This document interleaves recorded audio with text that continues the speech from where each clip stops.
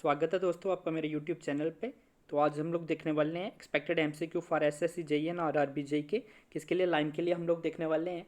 तो जो लाइम का पार्ट 3 है, इससे पहले मैं पार्ट 1 और पार्ट 2 बना चुका हूँ लाइम का, जिसमें मैंने 15 एमसीक्यू कवर करे थे। तो टोटल 30 एमसीक्यू अभी तक हम लोग कवर कर चुके हैं लाइम के ऊपर। तो जो आप आज का जो है लास्ट वीडियो रहेगा expected MCQ for SSC JEN और आरआरबी जेई का लाइम के लिए।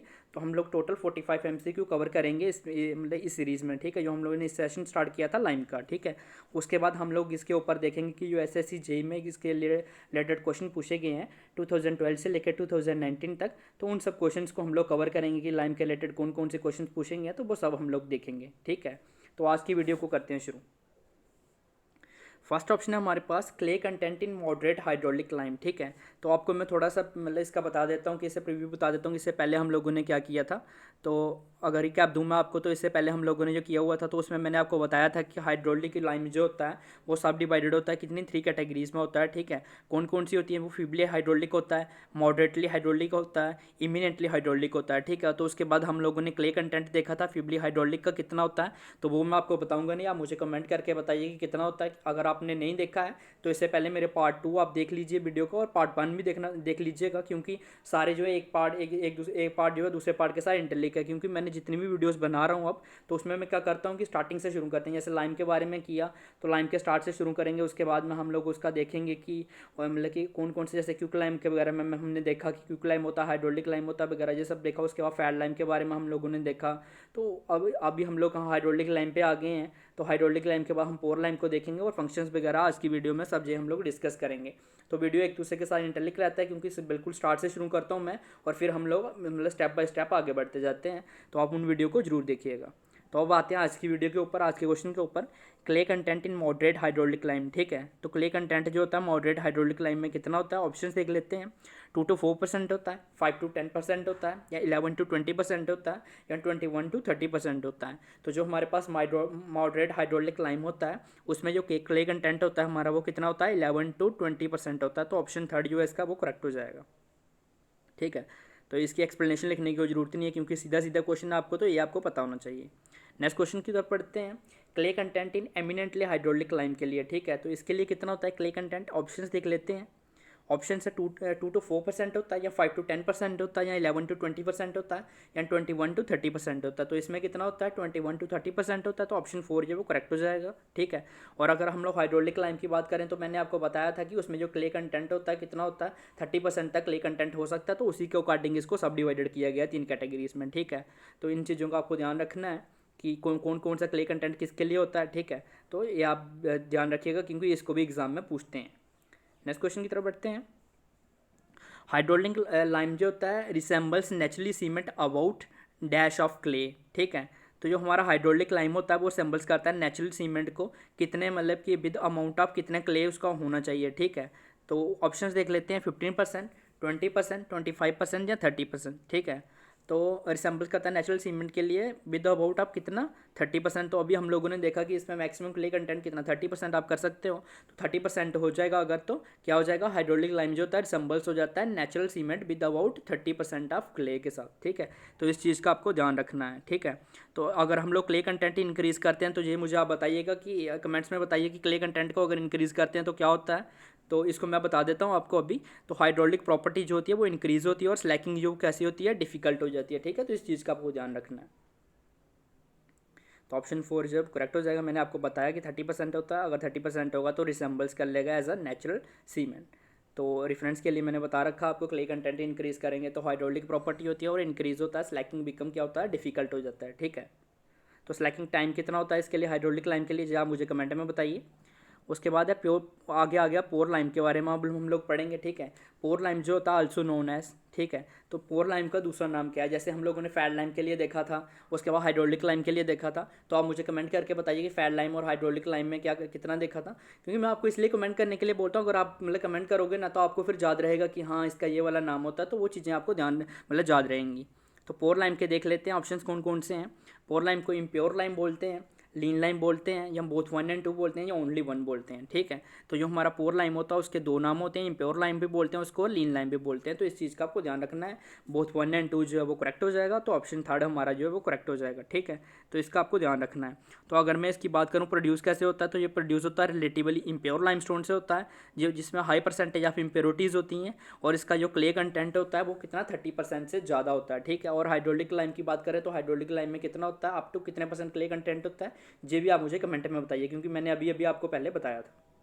तो इसके रेफरेंस के लिए मैंने बता रखा है यहाँ पे, आप इसको देख सकते हो। नेक्स्ट क्वेश्चन की तरफ बढ़ते हैं। The poor lime possesses poor binding property hence it is generally used for, ठीक है। इसमें क्या होता है कि पोर वाइंडिंग प्रॉपर्टी होती है, ठीक है, इंप्योरिटीज़ ज़्यादा होती हैं, तो इसको कहाँ हम लोग यूज़ करते हैं, ठीक है, ये पूछा जा रहा है। तो ऑप्शन देख लेते हैं।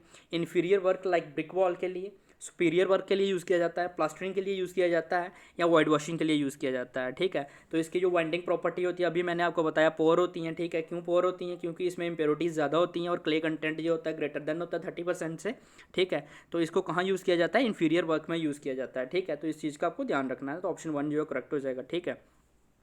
तो अगर मैं इसकी बात करूँ तो स्लैक नहीं होता, और सेट्स और हार्डन्स जो होता है बड़ा स्लोली होता है। और इसके कलर की बात करी जाए तो कलर के बारे में भी आपको पूछा जा सकता है, इसका कलर कैसा होता है, तो इसका मड्डी वाइट कलर होता है। इस चीज़ का भी आपको खास ध्यान रखना है, ये भी आपको एग्जाम में पूछा जा सकता है, ठीक है। तो रेफरेंस के लिए मैंने दे रखा, आप इसको देख सकते हो। नेक्स्ट क्वेश्चन की तरफ बढ़ते हैं। Lime is widely used for, lime की मतलब वाइडली किसके लिए यूज़ किया जाता है, ये पूछा जा रहा है अपने को, ठीक है। तो ऑप्शंस देखते हैं। मतलब फर्स्ट ऑप्शन है वेस्ट वाटर ट्रीटमेंट के लिए यूज़ किया जाता है, मैन्युफैक्चरिंग टाइल्स के लिए यूज़ किया जाता है, एज ए एग्रीगेट यूज़ किया जाता है, या ज्वेलरी मेकिंग में यूज़ किया जाता है, ठीक है। तो इसको लाइम को जो वाइडली हम लोग यूज़ करते हैं किसके लिए करते हैं, वेस्ट वाटर ट्रीटमेंट के लिए यूज़ करते हैं।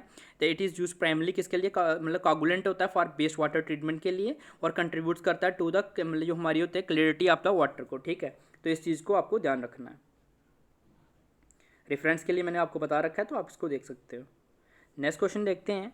The binding materials are classified into, जो हमारे बाइंडिंग मटेरियल्स होते हैं उनको कितने के मतलब क्लासिफाइड किया जाता है, तो वो आपको बताना है कि मतलब कि कौन कौन से होते हैं। तो पहले एयर वाइंडिंग मटेरियल्स में किया जाता है, ऑटोक्लेव वाइंडिंग मटेरियल किया जाता है, हाइड्रोलिक वाइंडिंग मटेरियल किया जाता है, या ऑल ऑफ द अबव किया जाता है, ठीक है। तो जो वाइंडिंग मटेरियल उनको क्लासिफाइड किया जाता है थ्री में, मतलब 3 कैटेगरीज में। तो कौन कौन सी होती हैं, air winding material, autoclave winding material, और हाइड्रोलिक वाइंडिंग मटेरियल। तो इसका ऑप्शन जो 4 है वो करेक्ट हो जाएगा, ऑल ऑफ द अबव हो जाएगा। अगर एक्सप्लेनेशन की बात करूँ मैं, तो हमारा जो एसिड रेजिस्टेंट सीमेंट वगैरह होता है, या क्विक लाइम होता है, या जिप्सम होता है जो, तो वो किस में आता है, एयर वाइंडिंग मटेरियल में आता है। ये सब चीज़ें आपको ध्यान रखनी, जो मैं बता रहा हूँ इसको आपको डायरेक्टली एग्जाम में पूछा जा सकता है कि जो जिप्सम है वो कौन सी मतलब का टाइप का वाइंडिंग है, तो एयर वाइंडिंग मटेरियल है, ठीक है। उसके बाद मैं बात करूँ तो हाइड्रोलिक लाइम जो है वो कौन सी हाइड्रोलिक वाइंडिंग मटेरियल है, और लाइम सिल्का जो है वो कौन सा ऑटोक्लेव वाइंडिंग मटेरियल है। तो इन सब चीज़ों का भी आपको ध्यान रखना है। रेफरेंस के लिए मैंने आपको यहाँ पे बता रखा है, तो आप इसको देख सकते हो। नेक्स्ट क्वेश्चन की तरफ बढ़ते हैं। नेक्स्ट क्वेश्चन है clamp burning is used for manufacturing lime on a small scale, ठीक है। ये ट्रू है या फॉल्स है, ये हमें बताना है, ठीक है। जो क्लैम बर्निंग होती है उसको हम लोग यूज़ करते हैं मैन्युफैक्चरिंग लाइम करने के लिए, किसी नहीं स्मॉल क्वांटिटी में, मतलब जब हमें स्मॉल स्केल में चाहिए होता है उसके लिए करते हैं, ठीक है। ऑप्शंस देख लेते हैं। ट्रू या फॉल्स है ये आपको बताना है। तो ये क्या है, ट्रू स्टेटमेंट है, ऑप्शन 1 जो हमारा करेक्ट हो जाएगा। अब ऐसा क्यों होता है ये जानना जरूरी है, क्योंकि ये इनइकोनॉमिकल होता है मैन्युफैक्चरिंग लाइन करना, ठीक है, इसके थ्रू, ठीक है। इसमें क्या होता है कि लार्ज स्केल में अगर करना है तो इनइकोनॉमिकल हो जाता है। इसमें जो क्वांटिटी ऑफ फ्यूल होता है वो हमें ज़्यादा चाहिए होता है प्रोसेस के लिए, और हमारे पास जो लाइन बन के आता है, प्रोडक्ट निकल के आता है, तो उसकी क्वालिटी जो होती है अच्छी नहीं होती है, मतलब गुड क्वालिटी नहीं होती है। तो इसलिए हम लोग मतलब इसको कम यूज़ करते हैं, ठीक है। इसलिए स्मॉल स्केल में प्रोडक्शन के लिए इसको यूज़ किया जाता है। तो रेफरेंस के लिए मैंने आपको बता रखा है, तो आप इसको देख सकते हो। नेक्स्ट क्वेश्चन जो है कंकर इज एन, ठीक है। जो कंकर होता है उसको वो क्या है, ठीक है, उसके पूछा जा रहा है आपको क्या है वो। तो ऑप्शंस देख लेते हैं। प्योर लाइमस्टोन है या इम्प्योर लाइमस्टोन है, ठीक है, कंकर।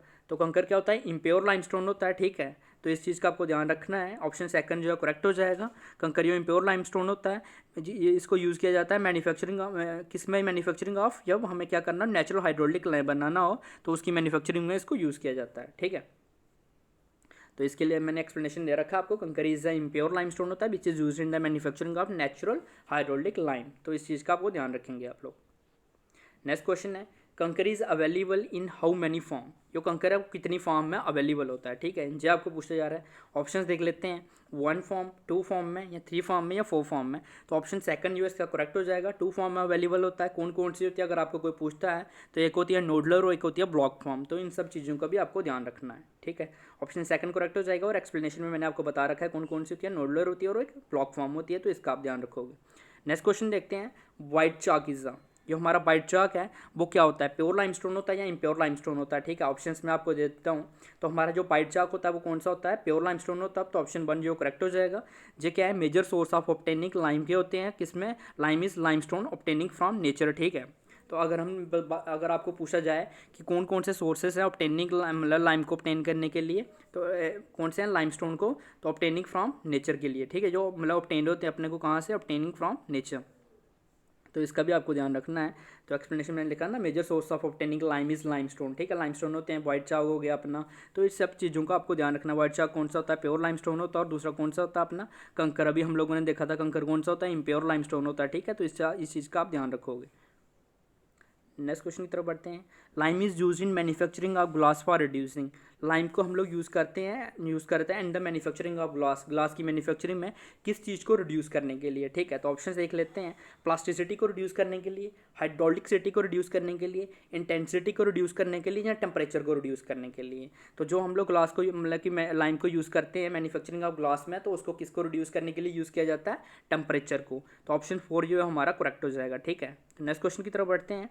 Quicklime is use in the manufacturing of glassware, ठीक है। तो ऑप्शन देख लेते हैं, क्विकलाइम को हम लोग कहाँ यूज़ करते हैं मैन्युफैक्चरिंग ऑफ ग्लास में, जहाँ पे हमें हायर एफिशिएंसी चाहिए होती है या हायर आउटपुट चाहिए होती है, जब दोनों चाहिए होती है, हायर एफिशिएंसी भी चाहिए होती है और हायर आउटपुट भी चाहिए होती है, या सिर्फ हायर एफिशिएंसी चाहिए होती है। तो कहाँ पे यूज़ करते हैं हम लोग, थर्ड ऑप्शन करेक्ट हो जाएगा। क्विकलाइम को यहाँ पे हमें हायर एफिशिएंसी चाहिए होती है और हायर आउटपुट चाहिए होती है, वहाँ पे हम लोग इसको यूज़ करते हैं।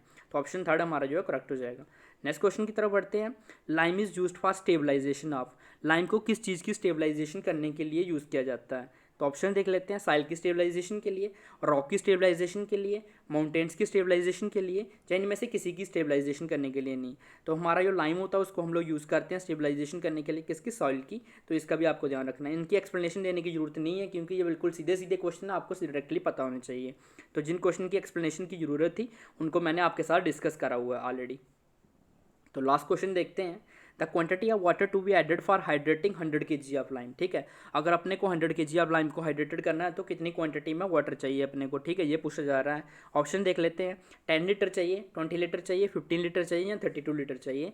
तो इसका ऑप्शन जो है फोर्थ करेक्ट हो जाएगा, 32 लीटर चाहिए। अगर मैं आपको बात करूँ कि कैसे इसका पता चलता है, तो बेसिकली क्या होता है, ये डिपेंड करता है कंपोजिशन ऑफ लाइम के ऊपर, मेथड ऑफ स्लैकिंग के ऊपर डिपेंड करता है, या फॉर्म ऑफ लाइम, कौन सा फॉर्म का हमें लाइम चाहिए रिक्वायर्ड, उसके ऊपर डिपेंड करता है कि ड्राई चाहिए या पट्टी चाहिए, अपना क्या पुट्टी चाहिए, तो उसके ऊपर ये डिपेंड करता है। और अगर हम प्रैक्टिकली बात करें तो प्रैक्टिकली हमें कितना चाहिए होता है, मतलब अप टू 100 लीटर पानी चाहिए होता है, अगर मतलब किसके लिए, लाइम पुट्टी के लिए, ठीक है। तो इसके अकॉर्डिंग अगर हम लोग देखें तो इसके अकॉर्डिंग कौन सा क्वेश्चन जो है हमारा 32 लीटर जो हम लोगों ने टिक करा हुआ है, ठीक है, क्योंकि सबसे ज़्यादा यही है अप टू, प्रैक्टिकली अगर बात की जाए तो कितना 100 लीटर चाहिए होता है अगर लाइम पुट्टी के लिए, ठीक है। तो इस चीज़ का आपको ध्यान रखना है, ठीक है। तो एक्सप्लेनेशन के लिए मैंने आपको यहाँ पे बता रखा है, आप देख सकते हो किसके कंपोजिशन ऑफ लाइम के ऊपर डिपेंड करता है, मेथड्स ऑफ स्लैकिंग के ऊपर डिपेंड करता है, और फिर फॉर्म के ऊपर भी डिपेंड करता है कि ड्राई है या पुट्टी है। तो उसके बाद प्रैक्टिकली की बात करी जाए, जब हम लोग प्रैक्टिकली होता है तो 100 लीटर तक पानी चाहिए होता है अपने को, किसके लिए, लाइम पुट्टी के लिए। तो इस चीज़ का आपको ध्यान रखना है, ठीक है। तो इसमें आज की वीडियो में हम लोगों ने नेक्स्ट 15 क्वेश्चंस देखे। तो मोस्ट प्रोबेबली ये वीडियो जहाँ पे एक्सपेक्टेड एमसीक्यू लाइम के लिए यहीं तक थे। तो हम लोगों ने इसमें कितने एक्सपेक्टेड एमसीक्यू, कितने 45 एमसीक्यू देखे हमने लाइम के रिलेटेड। तो आशा करता हूँ कि आपको ये मेरी जो नई सीरीज़ थी लाइम के रिलेटेड तो आपको पसंद आई हो। तो अब हम लोग लाइम के ऊपर जो है एसएससी जेईई की सीरीज़ स्टार्ट करेंगे, जो हम लोगों को 2012 से लेकर 2019 तक के कुछ सारे क्वेश्चन हम लोग डिस्कस करेंगे, जो उसमें क्वेश्चन वगैरह पूछे गए हैं लाइम के रिलेटेड। कोई भी क्वेश्चन है, एक भी क्वेश्चन को नहीं छोड़ेंगे और उसको प्रॉपर एक्सप्लेनेशन के साथ हर एक क्वेश्चन को डिस्कस करेंगे। तो अगर आप लोगों ने मेरे अभी पार्ट 1 और पार्ट 2 नहीं देखा तो उसको भी आप जरूर देखिएगा, क्योंकि इसमें मैंने बिल्कुल बेसिक से लेके मतलब हाई लेवल तक करा हुआ है, कौन से क्वेश्चन बन सकते हैं जो मतलब कि बने हुए हैं या पूछे हुए हैं, वो भी बीच में डिस्कस होंगे क्वेश्चन। कुछ क्वेश्चन रिपीट भी होते हैं, क्योंकि क्वेश्चन जब बनाते हैं हम लोग तो क्योंकि क्वेश्चन ऐसे ही बनते हैं, क्योंकि बिल्कुल ईजी तो बनाएंगे नहीं, और वो एग्जामिनर जो बनाने वाला होता है वो भी तो इसी में से बनाएगा ना, क्योंकि टॉपिक थोड़ी चेंज हो जाता है कोई भी। तो हो सकता है क्वेश्चन बीच में कुछ रिपीट हो, अगर रिपीट नहीं होंगे तो अच्छा है, आपको नए क्वेश्चन देखने को मिलेंगे। तो अभी हम लोगों ने ये मतलब 45 MCQ लाइम के ऊपर कवर करे। तो अगर आपको मेरी आज की वीडियो पसंद आई हो तो वीडियो को लाइक कर दीजिएगा, और अगर आप मेरे यूट्यूब चैनल पर नए हो तो यूट्यूब चैनल को सब्सक्राइब कर लीजिए और बेल आइकन को भी प्रेस कर दीजिए, ताकि जब मैं न्यू वीडियो बनाऊँ तो आपको नोटिफिकेशन मिले। और इस वीडियो को ज़्यादा से ज़्यादा अपने फ्रेंड्स वगैरह के साथ शेयर कीजिए। अगर कोई भी फ्रेंड्स आपका किसी भी एग्जाम के रिलेटेड तैयारी कर रहा है, SSC JEE RRB JEE या कोई भी एग्जाम की तैयारी कर रहा है जो सिविल के इंजीनियरिंग के रिलेटेड है, तो वो इन वीडियो को देख सकता है, क्योंकि उसके लिए ये वीडियो जो है फ़ायदेमंद साबित होंगी।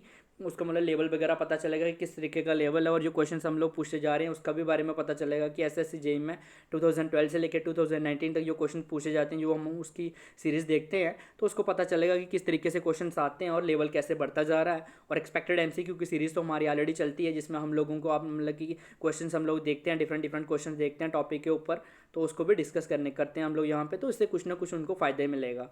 और अगर कोई सिविल इंजीनियरिंग के स्टूडेंट्स हैं जो अभी सेमेस्टर वगैरह में पढ़ रहे हैं, तो उसके रिलेटेड भी हम लोग एस्टिमेशन के ऊपर अभी वीडियोस वगैरह बना रहे हैं, किस तरीके से एस्टिमेट किए जाते हैं। तो नेक्स्ट हम लोग बहुत जल्दी उसके ऊपर ब्रिक्स वगैरह के ऊपर भी डालेंगे कि अगर कोई रूम्स वगैरह उसके अंदर ब्रिक्स वगैरह कैसे निकालते हैं।